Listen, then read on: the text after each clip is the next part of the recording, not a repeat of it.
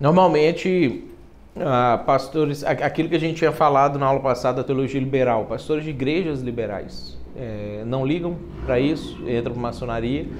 E outro lado são aqueles pastores que perdem a fé, né? Mas continua sendo pastor de igreja porque é rentável. Aí também para eles é só um ritual, só um símbolo, só um grupo, eles nem acreditam na parte espiritual da coisa mais. E aí vive vai para maçonaria quando interessa, né? Vê que pode ganhar alguma coisa com isso. Mas assim, mas tipo, eles de fato fazem um culto a Satanás? Não é Satanás propriamente dito, eles têm símbolos de divindades lá dentro. Então, dependendo do nível lá, eles têm Baal como um dos deuses, que ele fala que não é um deus ruim, é um dos deuses dos povos. Eles têm aquele Bafomé, que ele fica demonizado porque tem cabeça de bode, não sei o quê, mas lá tem um símbolo. Ele não é o Satanás. Ele é um símbolo, o bode que representa uma virtude da persistência, a estrela que representa... Isso tem toda uma explicação para aquilo ali, que são virtudes, coisas que a gente tem que buscar, que eles alegam que foi demonizado posteriormente por pessoas que não entendiam e falavam que era do demônio. Mas que não tem nada a ver, não sei o quê, que é só um ritual, uma coisa assim nesse sentido. Aí é a alegação deles. Pois não? Tanto que lá tem Bíblia, tem às vezes livro do Alcorão, eles usam livros sagrados dentro do rito lá.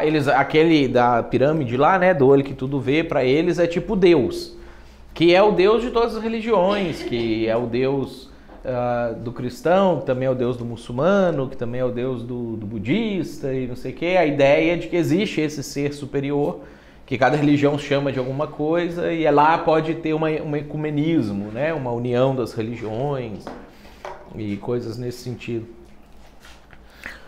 Mas hoje está mais fraco, né? O negócio perdeu muita força.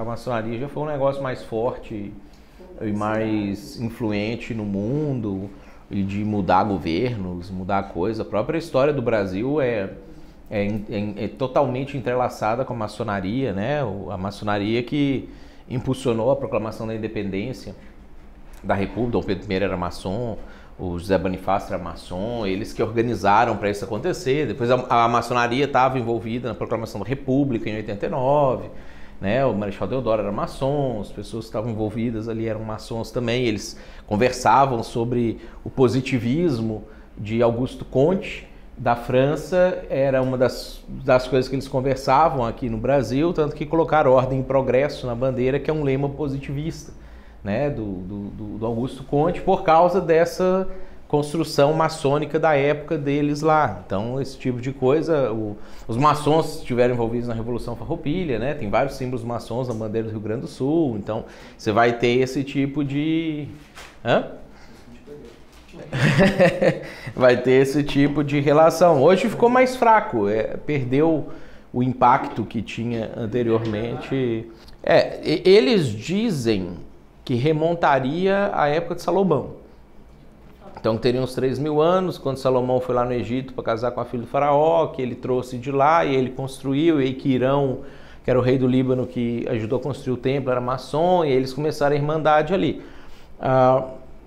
Mas provavelmente, de verdade, assim, isso começou no século XVI para XVII, na Europa. Aí eles se reuniram ali, criaram os símbolos e uma série de coisas nesse sentido, e a partir dali eles desenvolveram. A mais provável origem foi na época que eles foram criar a ordem dos jesuítas, do Santo Inácio de Loyola ali, que ele foi construir a ordem dos jesuítas. Houve um rompimento entre Inácio de Loyola e um grupo protestante.